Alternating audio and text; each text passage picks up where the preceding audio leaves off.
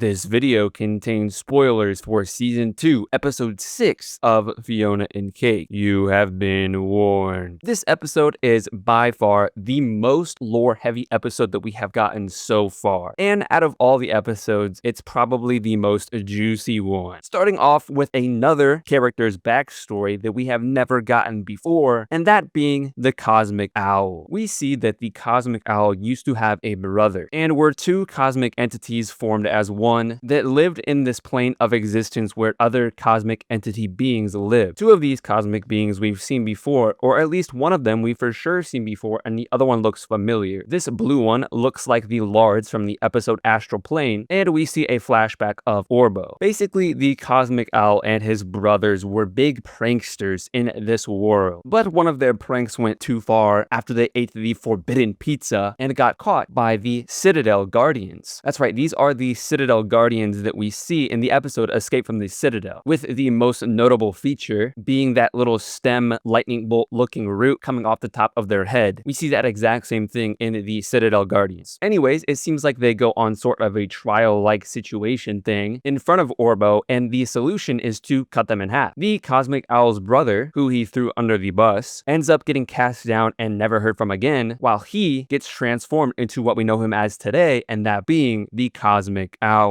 Now, the title of this episode is called The Bird in the Clock, which makes a whole lot of sense, as we'll see towards the end of this episode, where we get a lot of dream sequences that take place in a time-like setting, and the bird obviously representing the Cosmic Owl. As we see, that's an owl on one of the clock hands. Fionna ends up finding a venue for their fundraiser, and it's owned by Hannah Abedy. It's also in the graveyard. Marshall is also wearing the same shirt that Princess Bubblegum cherishes so much after attending one of Marceline's concerts and her throwing her shirt into the crowd. This is also the very first time where we see Hunter from Fiona's world interact with Huntress Wizard from Ooh. And speaking of Ooh, we cut back to Finn not looking so good, because if you remember, after the failed wish from the demonic wishing eye, Finn only got worse. And Princess Bubblegum's cure, or temporary cure, is to just make him look younger, and the person that she tests this on is none other than Old Lady Princess. You know, the princess from the episode of When Wedding Bells Thaw. We're getting a lot of cameos from one-off characters, and I'm loving it. Now, obviously, this is not a real cure, but Marceline thinks she knows something that she can do to cure Finn, and that's to turn him into a vampire, who she gets influenced by the Vampire King. Now, this happens because, if you remember, Marceline ended up sucking the Vampire King's essence into her body, so he shows up here to try and negatively influence her into turning Finn into a vampire to save his life. But as we can see, this did not work, and it turns out Finn really is looking very bad, as his blood is green from the heart of the forest poisoning. Now, this is where the real meat and potatoes of this episode takes place. Now, it seems Huntress Wizard is crashing with Cake and Fionna living in her apartment. Two quick little things. Cake sleeping in this shelf is a nod to how Jake sleeps, and we also see a Lady Rainicorn sticker on the shelf itself. But Huntress Wizard starts to nod off and begins dreaming, where the most of this episode will take place. Now, as we know, Fionna is supposed to take care of baby Finn, and he walks into the room. And this is where we start to know it's a dream, because he starts aging at a rapid pace, ending with his old self that we see in Distant Lands together again. Now, I saw a lot of discourse around this, and that being the art style of Fionna and Cake. There were a lot of people that didn't necessarily like it because it was a little different from the original series. But we see that that was done on purpose, as during this dream, Huntress Wizard's art style changes in the middle of the episode back to the original series art style. Now, we finally see the Cosmic Owl once again, and he's playing a much more important role. In this episode, we actually see him doing his cosmic duty in appearing in dreams that are supposed to become real. And then he says to Huntress Wizard that he's supposed to give Finn a croak dream, which, if you didn't know, means that the Cosmic Owl will show up in a dream where you die, and when you wake up, that will come true. But so begins the chase, as Huntress Wizard is determined to stop the Cosmic Owl from giving Finn his croak dream. So they hop between different dreams, going from one dream to another. The next dream that they end up in is Fionna. Fionna's subconscious of her ruining pretty much every universe that she visited back in season 1 is really weighing on her. We see that after we see the ice piano that the Winter King was playing playing, and after touching it, it melting to water, which is what happened to the Winter King's universe. It all melted. And then we see the naked chicken-like pet that we saw in the Winter King, who we also saw in a dream sequence back in episode 1, with all of her friends' heads cut off. We also see all of the slain candy people from the Winter King universe, further supporting that this is all weighing on her conscious heavily. The next dream we jump to is Cake's, and we see her inside of the miniature Cheers set in the hospital pregnant when we get a callback to Jake's pups. That's who these 5 kittens represent. Now, she also stubs her toe in her dream, which is something that is going to be important to remember as it comes up after she's done dreaming. Before we jump to our next dream, we get a cool little callback to the episode Time Sandwich from season 5, episode 33. As Cake leaves Mcron behind, she says, "It's okay, Mcron. She's gone now.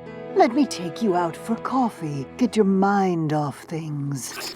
Which is the exact same thing that Mr. Cupcake said to Lady Rainicorn after Jake imagined something that was supposed to make him sad, and that being Mr. Cupcake dating Lady Rainicorn after he died. "It's okay, lady. You gotta let go.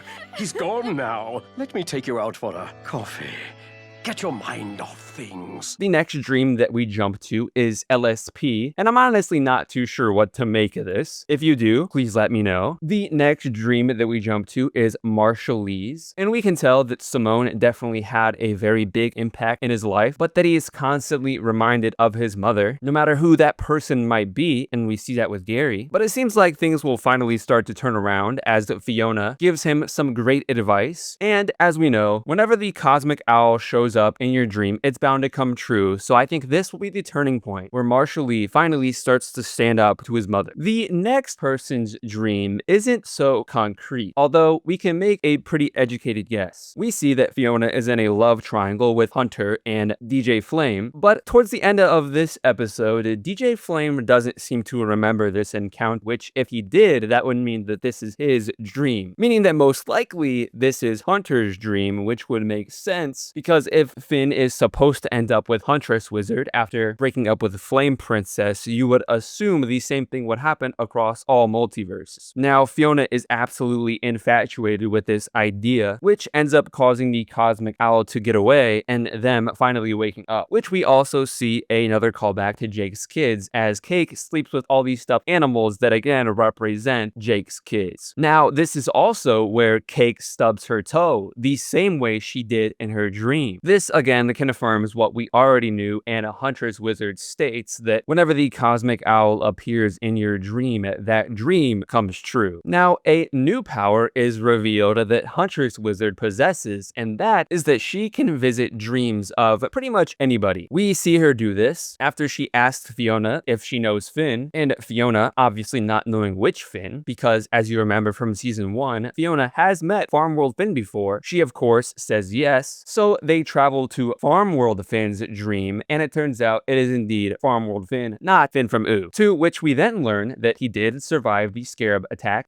after being stabbed in the head, which we knew canonically made sense. The hats that the Finns and Fionnas wear across all the multiverses are supposed to be bite-proof, after we learned in Stakes that the humans had to wear these hats to protect themselves from vampire bites, and it would seem that that is the case for Farmworld Finn. Now, when I said that we learned that Huntress Wizard can pretty much travel into anybody's dream, I was not exaggerating, as they are inside Farmworld Finn's dream, Farmworld Finn has met normal Finn after the episode crossover, and so they travel through Farmworld Finn to actually finally end up into Ooze Finn's dream. Once finally inside Finn's dream, we are met with a bland face poster hanging up on the wall along with a TV. Now, to me, this bland face poster obviously represents how Finn currently feels. From season 1, we kind of saw a glimpse of what Finn is doing to deal with all these emotions, and that is to just distract himself with all of these adventures. It's not confirmed, but at this point, I could almost positively say that Jake is dead, and Finn probably isn't dealing with it too well. Well, we know that for sure after the Together Again episode from Distant Lands. So this is probably how Finn feels. Empty, nothing, constantly trying to distract himself from from the trauma of Jake dying. But now let's talk about the TV. Farmworld Finn, Fionna, and Huntress Wizard all climb inside of this TV and end up in a theater. And we've actually seen this theater before. This is the same theater from the episode Orb during Finn, Jake, and BMO's shared dream sequence. We know this to be the case because we see Nightmare Princess on the wall of this theater. Now, this begins the time-related part of this episode. You know, from the title of the episode, The Bird and the Clock, every one of Finn's dream sequences are time-themed. Also, every one of these dream sequences share the same plot line. Finn going on an adventure, fighting a villain, trying to be the hero. Now, Fionna is tasked with keeping Finn safe during his fights, to which we see she immediately fails, and to which we also see that her ruining all of the past universes in season 1 is really weighing on her, as the first corpse of Finn distinctly reminds her of how Martin's corpse looked like in the episode The Star. Martin sacrificed his own life to save Fionna's, pushing her out of the way from Marceline. As I said, Fionna was tasked with keeping Finn safe, and she failed. And we can see that she starts crying. This is again representing how Fionna feels. She's supposed to be a hero, but she feels like a failure. And we can see after Finn dies each time, she starts to cry. Not only do I think this represents Finn going on all of these adventures to distract himself from the trauma of Jake's death, but I also think it represents Fionna's feeling of constantly failing, at least in her mind, because as we know to everybody else, she's this big hero, but she doesn't feel like that. So when Finn dies, it's revealed that it was all part of a play. And after he dies, the very next scene starts to play out, where Finn doesn't remember what happened before, and it starts all over again. Now, technically he died, but it doesn't count until the Cosmic Owl is actually there, which is why Huntress Wizard and Farmworld Finn start to set up a trap to catch the Cosmic Owl before Finn can die. In the very next play, we see the sword that Finn is using is actually Jake's sword. We first see this in the episode Tree Trunks, and we also see it again in the episode Conquest of Cuteness. We also see a random cameo of Cuber from the Greybles episodes. And another thing to note is that every one of these sequences, we've already established that there is a time theme, but there's also a death theme. As we can see in this one, the shape of the door is the same shape of a coffin, which you could interpret as, although it being a little bit morbid, maybe Finn wants to die by constantly putting himself in danger. He misses Jake that much that he's constantly doing these things so that he could meet Jake sooner, or at least I think that's what it means. Now, something a little strange happens after Finn dies in this scene. We see Fionna reacting, but the background is the same background that we see when the Kingworm possesses people, which is interesting because we don't end up seeing the Kingworm in this episode, but sure enough, it's the same background. So does that mean that this is not only a dream, but somebody else is influencing it? I don't really know what to make of it, but I guess we will find out in the next episode, or at least I hope. The next scene is Fionna and Finn running down this hallway with these swing axes, which is very similar to how we see Finn and Jake running down the hallway from season 1. The next being them fighting two time bears, which could mean two different things. Obviously, Finn fighting that one bear and ending up getting scratched by the heart of the forest, but the other being the time bear paradox thing that we saw in season 10. This next dream sequence could be a reference to the episode Walnuts and Rain, as they are inside of this cuckoo clock. In the next scene, we see that this also could be influenced by Fionna's dreams, as we see the BMO from the extinct world after BMO sacrificed himself to save Fionna, Cake, and Simon, again making Fionna feel a little guilty that she ends up ruining in some aspect every universe that she has visited. In the next scene, we get a cool little reference that they both scream the exact same way after being startled or scared. Now, believe it or not, even though Finn is dying in every single one of these scenes, it seems like Fionna is making progress. We see that she ends up slaying the calendar monster, although it being way too late, and then with the digital clock, she thinks that she slayed it, but there ends up being another one, and finally the last one being inspired by Finn after him telling her,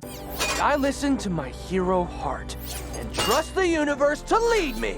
So throughout this entire time, she has been making progress, which I think, again, will be the turning point of how she feels throughout this season. But this last scene inside of the theater is the one where the cosmic owl ends up showing up to, as their trap successfully works and it captures him, well, alerts them of his presence. And as we know, Huntress Wizard will not allow this. So as Finn is about to die, for real this time, because the cosmic owl's here, Huntress Wizard and the cosmic owl go face to face and charge at each other. But before we see what happens, we see these two new characters in the audience that were not there before, and we only see for a split second. Now, I am genuinely stumped by, first of all, who these people are, and second of all, what it means. So again, if you do, please let me know, because this one is really mysterious. Now, in this order, and it's important that I say in this order, we see the cosmic owl ramming into Huntress Wizard, who has a spear, and then Finn dying. It turns out that Huntress Wizard was successful in killing the cosmic owl, and the reason why I said that that order was important is because she killed the cosmic owl first before Finn could die. So his croak dream technically shouldn't come true. But this is not good for Huntress Wizard. As we know, killing a cosmic entity is a cosmic crime, which lands you in the Citadel. And after the Lich killed Prismo, the Citadel guards showed up instantly to take him to the Citadel. Now, we do not see the Citadel guards show up to take Huntress Wizard in this episode, but the fact that we saw them at the beginning of this episode makes me think that things are not going to be good for Huntress Wizard. But before we end this dream sequence, we see one final scene, and that's all of them in this swamp time-like scene. All of them being Huntress Wizard, a dead cosmic owl, Fionna, Farmworld Finn, and Finn from Ooh. To which then Huntress Wizard stuffs the dead cosmic owl into one of the clocks, and we see something a little morbid. A bunch of dead Finn bodies. Quick little disclaimer, although we see the bodies in this clock have long ears, that means you could technically say that these are Fionna bodies. I don't think so, because we see Finn with long ears in the Kingworm episode, and as we know beforehand, the Kingworm has some sort of influence in this dream. So that's why I believe they are Finn and not Fionna. Now, just like what we saw beforehand on the stage, and each scene being a scene where Finn dies, I think all of these dead bodies represent that Finn wants to die to see Jake again. All of these dead bodies are all of the possible outcomes that could have happened after Finn has put himself in harm's way countless upon countless of times, all to try and get himself killed to see Jake once more. It seems that Finn does not remember Farmworld Finn in this dream, although that's probably because he's deathly sick, but Farmworld Finn says that he owes him a favor, which is from the episode crossover after Finn saved Farmworld Finn from the Ice Crown. Now, the dream has finally ended, and Huntress Wizard is pretty positive that she saved Finn. But before we get to that, Fionna needs to visit DJ Flame after one of the dreams that she saw. And after they meet up, like I said at the very beginning of this video, it seems that DJ Flame doesn't remember this. We do see that he was in fact dreaming as he's asleep in DJ Slime's studio, but when Fionna brings up that there's something important she needs to talk about, it seems like DJ Flame and her are on the same page, but they're actually not. He just thinks it's her asking him if he can perform at their fundraiser, not the whole dating kissing thing, which would mean that it's Hunter's dream, or that DJ Flame just doesn't want to bring it up. They get rudely interrupted by one of the characters living above DJ Slime's studio, who was actually the human gender-bent version of Ash, Marceline's ex-boyfriend, and something interesting happens. As she slams the window, a rose plant falls from the windowsill and smashes, which is very similar to something that happened in the previous episode when a big pot of rose flowers fell from one of the buildings as Fionna and DJ Flame were walking by. And again, makes me very curious about what all of these roses are doing in Fionna's universe. As Hunter has previously stated, they are popping up everywhere throughout the park, and now we've seen them fall and shatter on two different occasions. Fionna saves DJ Flame from this falling flower, and as she is holding him in his arms, she gets a flashback to when she kissed the Winter King and it killed him. Again, reaffirming that she is having some pretty heavy guilt about what has happened throughout all of these previous universes. We end this episode with Marshall Lee taking up Gary's advice about writing a song about his mother, which is again then what we saw in his dream, as one of the lyrics is, You wanted me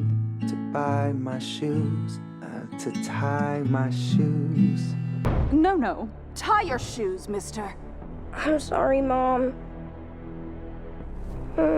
which is exactly what we saw his mother want him to do in his dream. And in his dream, he wasn't wearing shoes. And as he's writing this song, he is also not wearing shoes. I just all put it together. This song is going to be about his mother, and he's going to perform it in front of his mother at the fundraiser. But we actually end the episode back in Ooh, in a very wholesome moment. We can see that Finn's time as a hero throughout Ooh has had a very lasting impression on pretty much everybody, as all of the princesses are literally sleeping on the ground here until Finn gets better. And also by BMO being classic BMO, by jokingly saying that Finn has awakened because BMO drew an awake face on Finn. But again, in the end credits, the flower that Fiona is watering is supposed to represent the growth of Huntress Wizard, but also the episode number, as now we see 6 leaves stemming off from the stem. But if you did not know, I tried to cover and analyze every episode of the new Fionna and Cake season as they come out. Today was Thanksgiving for me, so if you celebrate Thanksgiving, happy Thanksgiving. Unfortunately for me, that means no days off, but I don't mind because I love doing this. If you don't want to miss the next episode, which I'm sure you don't want to miss, make sure to subscribe so you don't miss my video covering it. For my Thanksgiving, I am just so thankful that I have a platform to talk about all of this. I literally grew up with Adventure Time. It was my favorite show for forever, and now I get to talk about it and get excited about it every single day. So I am truly thankful for all of you for making this possible. That's going to do it for this one, but as always, stay adventurous.